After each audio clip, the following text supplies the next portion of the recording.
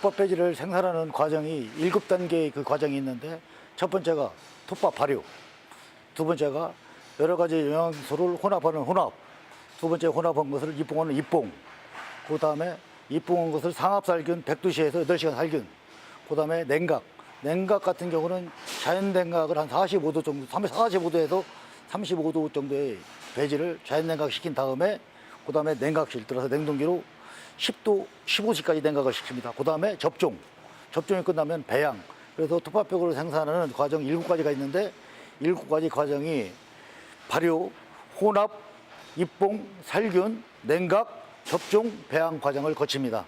그런데 이 중에서 가장 주의해야 될 부분은, 겨울에는 우리나라는 별 지장이 없는데 여름에는 가장 중요한 부분이 냉각이 배지 온도 자체가 20도 이하로 냉각이 됐을 때 접종을 해야지, 그 이상 온도에 접종했을 때는 엄청난 오염률이 발생합니다. 그래서 여름철에 배지 생산할 때는 냉각이 가장 중요하다고 생각을 합니다. 그러고 특별히 주의할 점은 없고, 배지 생산한 부분은 기존에 그 책에 많이 나와 있는데, 이제 나름대로 그 생산하는 사람들이 노하우가 있기 때문에 그대로 해도 별 지장은 없습니다. 이 톱밥 배지를 생산하는데 가장 큰 유의사항, 이 부분은 사실은 농가들 잘 모를 거예요.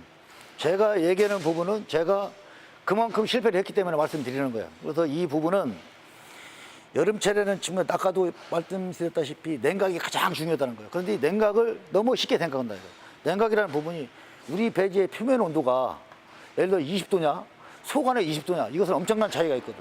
그러니까 보편적으로 시원하니까 접종해도 되겠지, 이러면 여름에는 엄청난 오염률이 발생하고 있기 때문에 실제로 배지 접종할 때는 표면 온도가 20도 이하로 시켰는지 안 시켰는지 확인하고 접종하면 실패율이 없을 겁니다. 그런데 그런 걸 무시하고 보편적으로 배지 생산하는 업체가 거의 내가 볼 때는 90%라고 생각을 해요.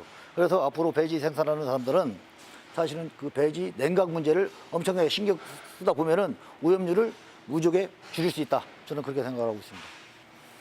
중국산 배지, 국산 배지의 차이점을 얘기하라고 하면은, 사실은 재배 방법이 자체가 지금 우리나라에서 재배하는 방식하고 중국에서 수입되는 재배 방식하고는 엄격하게 다릅니다. 그래서 배지 생산 과정도 틀리는데 서로가의 장단점이 있습니다. 장단점이. 그런데 국산 배지 같은 경우는 지금 현재 자체적으로 생산하는 농가들 자체가 사실은 표고가 참나무에서 나오기 때문에 참나무를 쓰는 것이 가장 유리한데, 지금 국산 배지 같은 경우는 거의 100% 다 참나무를 쓴다고 생각하시면 됩니다. 중국산 배지 같은 경우는 거기에 옥수수 때도 들어가고 대나무 톱밥도 들어가가지고 여러 가지 들어가지 않을 그런 부분들이 많이 들어가 있어요.